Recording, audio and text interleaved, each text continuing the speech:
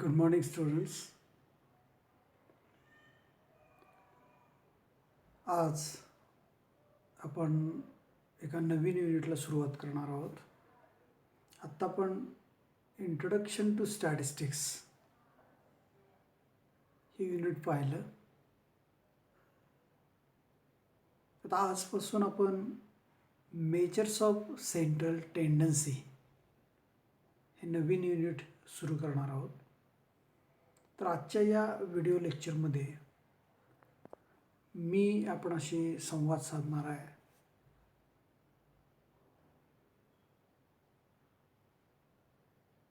तो measures of central tendency याची तोंड ओळख आपल्याशी करून देणार आहे. I will try to introduce measures of central tendency in a brief. At the second point, I would like to talk is the characteristics for a good or an ideal measure of central tendency. तर प्रामुख्याने या दोन गोष्टींच्या बाबतीत आपण चर्चा करणार आहोत.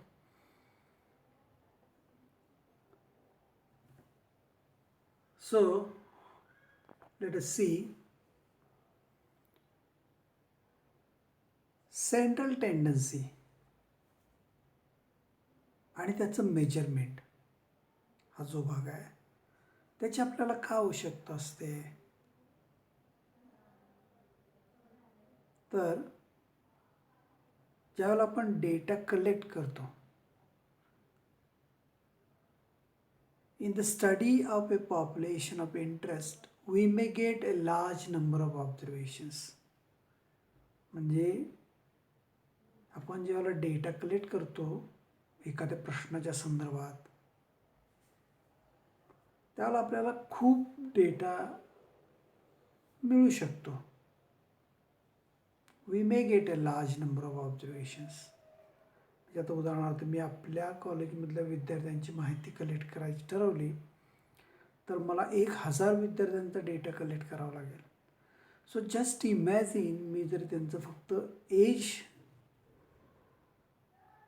किंवा त्यांचं हाईट किंवा त्यांचा वेट किंवा त्यांचं ब्लड प्रेशर किंवा त्यांचं हिमोग्लोबिन यापैकी कोणत्याही एका व्हेरिएबलवरती जर डेटा कलेक्ट केला तर I will get at least 1000 observations.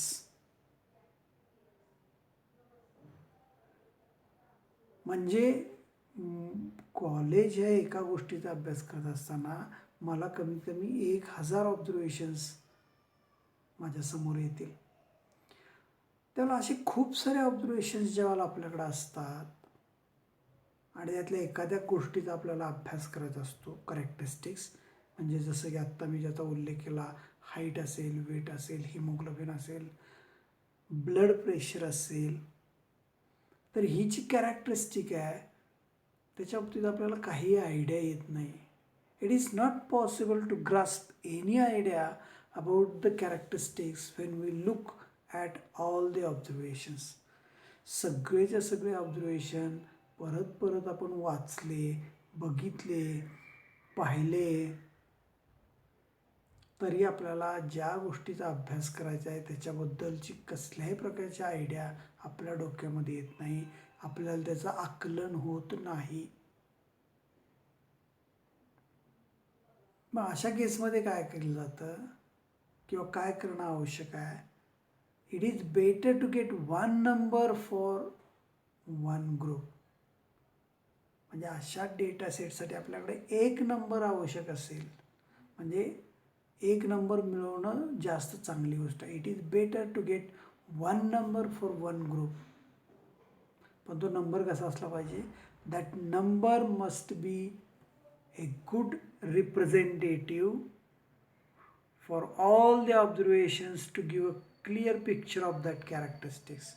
म्हणजे तो जो नंबर आपल्याकडं असेल, जो सर्वांचा प्रातिनिधिक असेल, रिप्रेझेंटेटिव्ह असेल, त्या संपूर्ण डेटाला रिप्रेझेंट करणारा असेल, असा एक नंबर जर मला त्याच्यातून मिळाला तर मला त्या डेटाबद्दलची आयडिया, त्या कॅरेक्टरिस्टिक्सबद्दलची आयडिया मला मिळू शकते. Such a representative number can be a central value for all these observations.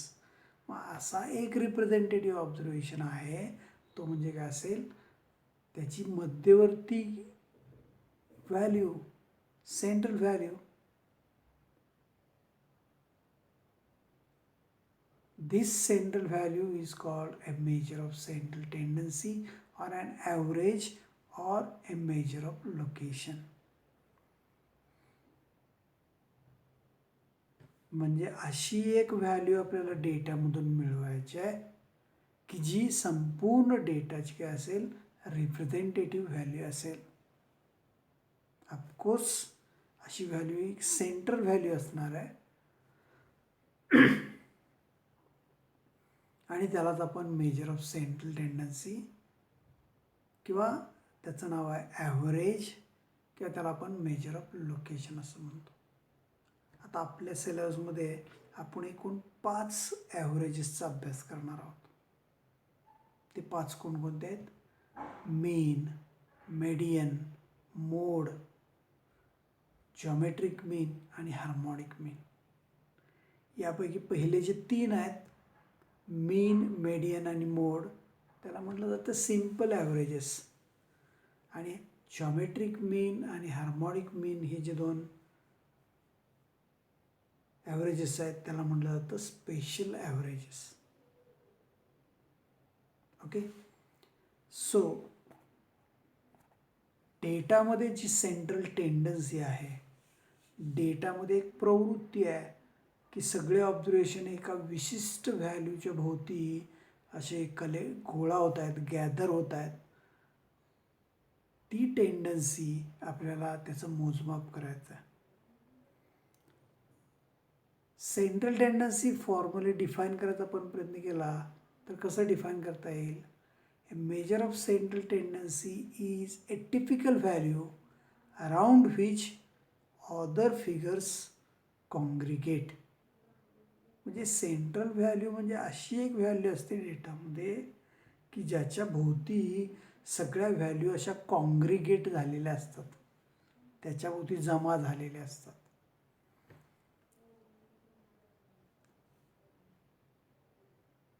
किंवा an average stands for the whole group. Average काय? एका संपूर्ण गटाच्या ऐवजी आपण ॲव्हरेज घेऊ शकतो. an average stands for the whole group of which it forms a part. म्हणजे ती व्हॅल्यू सुद्धा त्याचाच भाग असते. yet represents the whole. तरीसुद्धा संपूर्ण डेटाला ती काय करत असते? रिप्रेझेंट करत असते. अशा व्हॅल्यूला आपण म्हणतोय ॲव्हरेज. किंवा one of the most widely used set of summary figures is non as measure of location. म्हणजे संपूर्ण डेटाची समरी काढण्यासाठी ज्या व्हॅल्यूज आपण घेतोय किंवा ज्याचा आपण वारंवार उपयोग करतोय अशा व्हॅल्यूला म्हणतोय आपण मेजर ऑफ लोकेशन. किंवा आपण असंही डिफाईन करू शकतो की ते tendency of observations or values to gather at the centre of the data is called central tendency. आणि याचं जो मोजमाप करेल त्याला म्हणतात measure of central tendency. So ही डेटाची एक टेंडन्सीच आहे, एकदम नॅचरल टेंडन्सी आहे ती, आणि याचं आपल्याला मोजमाप करायचं. आता हे मोजमाप करत असताना आपण जे मेजर डिफाईन करणार आहोत, म्हणजे याच्या साह्याने आपण हे मोजणार आहोत, त्याला म्हटलं जातं ॲव्हरेज किंवा मेजर ऑफ सेंट्रल टेंडन्सी. तर हे ॲव्हरेज किंवा major of central tendency define करत असताना आपण अशा पद्धतीने ते डिफाईन करायला पाहिजे की त्याच्यामध्ये काही प्रॉपर्टीज असणं आवश्यक आहे, त्यांनी काही कंडिशन्स सॅटिस्फाय करणं आवश्यक आहे. आता त्या कंडिशन कोणत्या आहेत? It should be rigidly defined, पहिली कंडिशन आहे. त्याची डेफिनेशन कशी असली पाहिजे, रिजिड असली पाहिजे. रिजिड म्हणजे काय, तर डेटानुसार त्याची डेफिनेशन बदलली नाही पाहिजे. युनिव्हर्सली एकच डेफिनेशन असली पाहिजे. म्हणजे आता फॉर एक्झाम्पल सायन्समध्ये आपण व्हेलॉसिटी, डेन्सिटी, ग्रॅव्हिटी किंवा लॉज ऑफ मोशन हे जे डिफाईन करतो त्याची व्याख्या इथं भारतात असलं काय आणि अमेरिकेत असलं काय किंवा इंग्लंडमध्ये असलं काय किंवा फ्रान्समध्ये असलं काय, डेफिनेशन रिमेन्स सेम. कारण त्या काय सायंटिफिक ट्रूथ आहेत आणि it is the overall accepted by the whole world. अशा डेफिनेशन्स आहेत, याला रिजिड डेफिनेशन म्हणतात. तर आता सोशल सायन्समध्ये असलेलं डेफिनेशन म्हणजे फॉर एक्झाम्पल गरीब व्यक्ती कोणाला म्हणायचं, तर आता त्याची डेफिनेशन भारतामध्ये वेगळी येईल, पाकिस्तानमध्ये वेगळी येईल, श्रीलंकेमध्ये वेगळी येईल, अमेरिकेमध्ये वेगळी येईल. The definition of poor is different. लक्षात आलं. So definition of poor is not a rigid one. तर तशा पद्धतीने त्याची डेफिनेशन रिजिड असली पाहिजे. आता यातल्या काही प्रॉपर्टीज आहेत ना, त्याचा अर्थ समजावून सांगताना थोडं अडचण निर्माण होऊ शकते, कारण त्यासाठी आपल्याला सगळे मेजर्स डिफाईन करणं आवश्यक आहेत. It should be easy to understand and simple to compute. अर्थात सरळच आहे हे. कॅल्क्युलेशन त्याचं आपल्याला सोप्या पद्धतीने करता आलं पाहिजे, ते आपल्याला सहजासहजी समजलं पाहिजे. अत्यंत कॉम्प्लिकेटेड फॉर्म्युला डिफाईन करून त्याचा काय उपयोग होणार नाही आहे, लोकांना त्याचा वापर करता आला पाहिजे. It should be based on all items in the data. Items, values, observations हे सगळे समानार्थी शब्द आहेत. म्हणजे डेटामध्ये आपल्याकडे जेवढे ऑब्झर्वेशन्स आहेत त्या सगळ्या ऑब्झर्वेशनचा वापर त्याच्या डेफिनेशनमध्ये केला असला पाहिजे. It should be capable of further algebraic treatment. आता ही जी अट आहे किंवा ही जी कॅरेक्टरिस्टिक आहे ह्याचा अर्थ मी तुम्हाला नंतर समजावून सांगणार आहे, ज्यावेळेला आपण काही ॲव्हरेजेस स्पेशली बघणार आहोत त्यावेळेला. It should have a sampling stability. हे तुम्ही लक्षात ठेवा. 5 ह्याच्या कॅरेक्टरिस्टिक्स आहेत. It should be rigidly defined. It should be easy to understand and simple to compute. It should be based on all items in the data. It should be capable of further algebraic treatment आणि it should have sampling stability. आणि एक त्याच्यामध्ये characteristic आहे ती म्हणजे it should not be affected by extreme observations. Number 6 जी स्लाईडवरती मी लिहिलेली नाही आहे पण ती तुम्ही नोंद करून घ्या. It should not be affected by किंवा it should not be greatly affected by extreme observations. It should not be greatly affected by extreme observations. ही एक कॅरेक्टरिस्टिक आहे त्याच्यामध्ये. तर याचा अर्थ आपण पुढं त्याच्या मेरिट्स आणि डिमेरिट्सचा विचार करू, त्याला मी परत एकदा तुम्हाला ते काळजीपूर्वक सांगणार आहे. त्यावेळेला ह्याचा अर्थ तुम्हाला अधिक